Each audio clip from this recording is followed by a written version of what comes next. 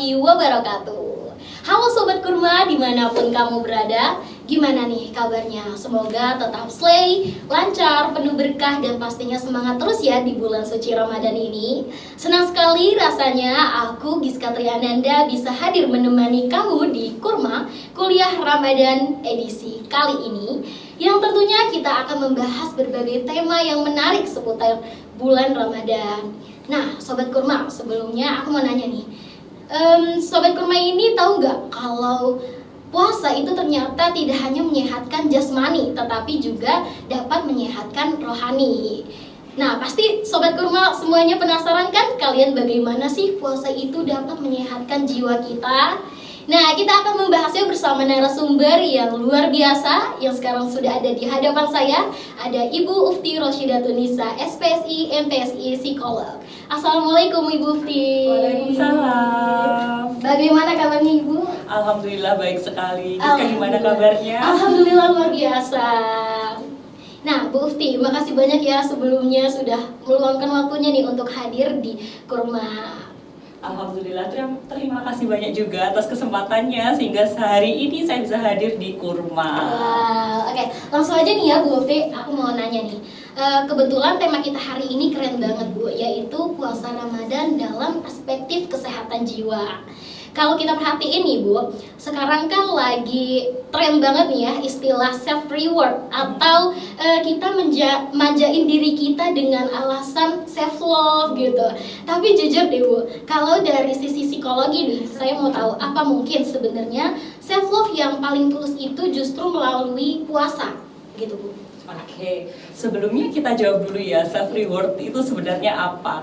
Namanya self reward itu pasti adalah bagaimana kita itu memberikan reward kepada diri kita sendiri. Sebenarnya self reward itu tidak harus dengan kita memberikan hadiah dalam bentuk barang gitu ya, memberikan dalam bentuk waktu, jeda dari beberapa kegiatan yang ada di rutinitas kita, itu juga bisa kita sebut self reward. Jadi self reward itu biasa kita berikan kepada diri kita itu sesuai dengan perjanjian antara diri kita sendiri dengan diri kita, seperti itu.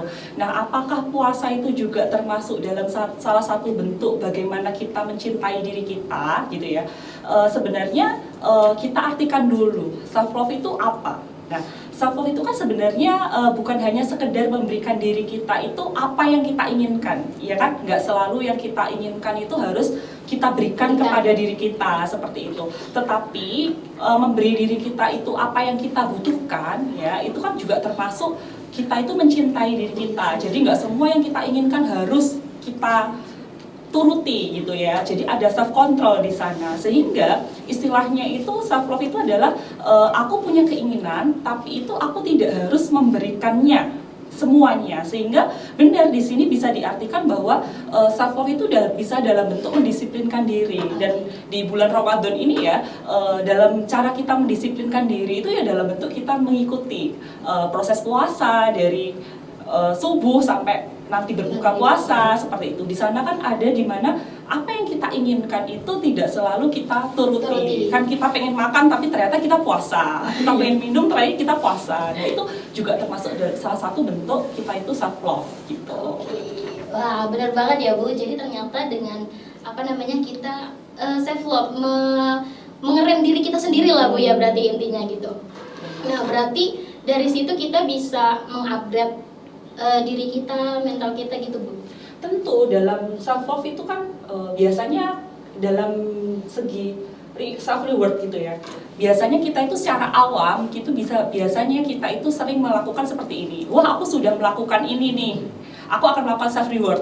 Aku sudah melakukan hal-hal yang mungkin biasa, tapi itu tidak ada dalam bentuk perjanjian diri kita sehingga kita melakukan self reward. Padahal kan self reward itu ada perjanjiannya dengan diri kita. Kita sudah melakukan beberapa bentuk. Contohnya aku sudah selesai mengerjakan tugas ya, baru kita melakukan self reward seperti itu. Tapi kan kadang-kadang kita salah artikan. Oh, aku sudah buka laptop nih, aku akan melakukan self reward. Padahal belum mengetik tugasnya aja belum gitu ya. Nah, itu biasanya salah artinya itu di situ. Berarti kalau misalnya, aku tadi udah ngetik ini nih, itu terlalu berlebihan maksudnya ya Bu ya? Kalau dibilang berlebihan, belum tentu juga. Karena kita bisa dalam sudut pandang seperti ini. Bagaimana perjanjian itu tuh dengan diri kita sendiri. Contohnya perjanjiannya adalah aku akan memberikan self reward ketika aku itu sudah buka laptop gitu ya. Nah ketika kamu memberikan self reward itu ya enggak apa-apa gitu ya. Tapi kan masa baru buka laptop aja langsung memberikan self reward dengan membeli, contohnya langsung kita beli makanan yang sangat enak sekali seperti itu kan kadang abis itu biasanya orang-orang menyesal, kok aku udah makan enak padahal belum melakukan sesuatu gitu.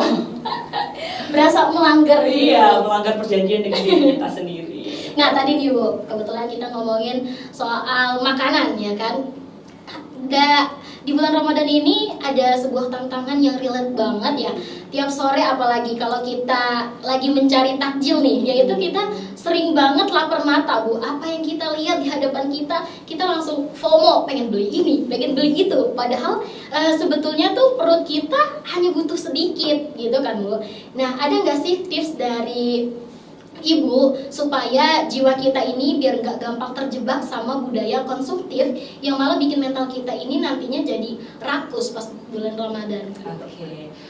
Biasanya kalau kita itu dalam kondisi lapar gitu ya, kondisi lapar, lelah, terus kemudian tuh kita itu akan menjadi mudah tergoda terhadap sesuatu. Kalau kita lapar gitu kan bawaannya semua makanan jadi enak gitu ya. Kalau kita lelah itu kita mikirnya pas semua orang jadi menyebalkan gitu ya. Itu biasanya hal-hal tersebut itu bisa sering terjadi kalau kita itu memang dalam kondisi yang fisik yang tidak maksimal seperti itu. Nah biasanya di sini itu akhirnya kita itu akan sulit menahan diri ya, sehingga akan cenderung konsumtif. Nah, kenapa kok bisa gitu ya? Karena ya memang seperti itu, dari pagi ketika puasa seperti ini ya, dari pagi kita mulai bangun, kan kita sudah puasa ya itu ya. Puasa itu kita sudah mengontrol diri kita untuk menahan sesuatu. Aku tiba-tiba lihat ayam geprek enak banget gitu ya. Nah, kita itu mengontrol di sana. Oh, enggak, kan aku lagi puasa. Lihat es degan enak banget, kita lagi puasa. Nah, sehingga karena kita sudah mengontrol diri dari pagi itu, nah lihat makanan yang sebenarnya biasa aja itu kita jadi kayak tertarik. Wah enak banget gitu ya. Wah ini kayaknya sangat-sangat menarik sekali makanan ini. Padahal nanti kalau kita ketika buka, wah biasa aja gitu ya. Nah karena itu kemampuan kontrol diri kita itu sudah kita gunakan dari awal kita puasa di pagi hari itu sampai kita berbuka puasa gitu. Nah, bagaimana supaya kita itu tidak lapar mata gitu ya? Biasanya kan seperti itu tadi dijelaskan bahwa kok kelihatannya ayam geprek yang biasa aja jadi enak banget, seolah-olah ini jarang sekali saya makan gitu ya. Nah, di sanalah kita itu harus mindful. Mindful itu apa? Sadar. Sadarnya seperti apa? Bahwa sadar ini itu sebenarnya adalah keinginan mata aja atau sebenarnya memang kita itu butuh gitu. Nah, itu bisa dilihat bisa diterapkan menggunakan pertanyaan kepada diri kita gitu ya. Contohnya seperti ini. Kita udah belanja banyak banget nih, udah beli jus, udah beli ayam geprek, udah beli pentol, udah beli gorengan gitu ya. Tapi ternyata ada salad buah yang enak sekali gitu ya. Nah, itu kita bisa tanyakan pada diri kita, oh apakah ini itu saya lapar mata atau memang saya itu butuh gitu ya. Oh saya belum beli buah nih gitu. Tapi kan kalau dipikir-pikir saya kan udah minum jus, di buah juga gitu kan ya. Nah, itu mindful. Jadi kita harus sadar bahwa itu tuh memang keinginan dari fisik kita memang kita perlu atau hanya lapar mata aja. Itu namanya mindful. Kita sadar akan kebutuhan kita seperti itu. Setuju banget sih Bu. Jadi kuncinya itu kita harus mindful. Kita harus sadarkan diri kita ya Bu. Benar sekali. Ya pas banget nih. Lagi ngomongin belanja ini kan, belanja takjil. Biar nggak impulsif nih Bu, cuma gara-gara lapar sesaat nih kan. Kadang selain soal belanja itu ada satu lagi yang sering banget jadi alasan kita gitu, yaitu soal mood, yang dimana sering kita dengar orang bilang, duh maaf ya lagi sensian, aku soalnya lapar nih. Itu sering banget kan orang-orang yang lagi puasa suka ngeluh kayak gitu, pokoknya lagi senggol bacok pokoknya. Nah gimana ya Bu tipsnya itu, tips psikologisnya supaya jiwa yang lapar ini untuk tetap tenang gitu, untuk tetap tenang, jadi kita tetap bisa jaga sikap yang asik dengan teman-teman kita nantinya. Oke, seperti tadi ya, kenapa kok itu tuh mudah sekali kita itu emosian, mudah sekali kita lapar mata, itu karena memang kita sudah melakukan kontrol kepada diri kita dari sahur itu tadi sampai berbuka itu. Nah, pada fase-fase kita mengontrol diri itu kan ada cobaannya, cobaan salah satunya adalah temennya nyebelin gitu, contohnya seperti itu, atau rekan kerja yang pengennya itu menang sendiri sehingga kita senggol bacok gitu ya. Nah, itu adalah cobaan. Nah, bagaimana kita itu mengatasi itu supaya puasa atau kondisi lapar itu tidak menjadikan alasan. Nah, caranya adalah dengan kita melakukan self control atau kontrol diri. Jadi semua yang terjadi itu yang bisa mengontrol itu adalah diri kita sebenarnya, iya. Karena ya memang kita yang paling tahu kondisi diri kita itu ya diri kita gitu ya, bukan orang lain. Sehingga self control ini tuh sangat penting karena pada dasarnya puasa itu kan mengontrol diri ya, mengontrol diri dari kebutuhan makan, minum gitu ya, termasuk kebutuhan kalau kita itu pengen marah gitu ya. Nah, itu juga kita harus kontrol juga. Nah, supaya tidak terpancing gitu ya, tidak terpancing secara emosional, gampangan marah ataupun juga gampang tersulut emosi, gampang menyebalkan bagi orang lain gitu ya. Ketika terjadi sekiranya diri kita kan yang tahu nih kapan kita marah, ya kan? Aku tuh kalau dibentak akan marah gitu kan, itu kan kita sudah paham. Nah, ketika kita paham hal itu, yang bisa kita lakukan dalam kondisi seperti itu kan minum kita nggak bisa ya, makan apalagi gitu ya, kita nggak bisa melakukan itu. Yang bisa kita lakukan adalah tarik nafas gitu ya. Tarik nafas yang panjang, tarik nafasnya itu panjang, jadi nggak kayak gitu aja enggak ya, itu sesak nafas sama-sama kita gitu. Iya, jadi kita harus tarik nafasnya itu yang panjang, jadi kayak panjang, tarik nafas, kemudian kita keluarkan. Nah, itu minimal 3 kali.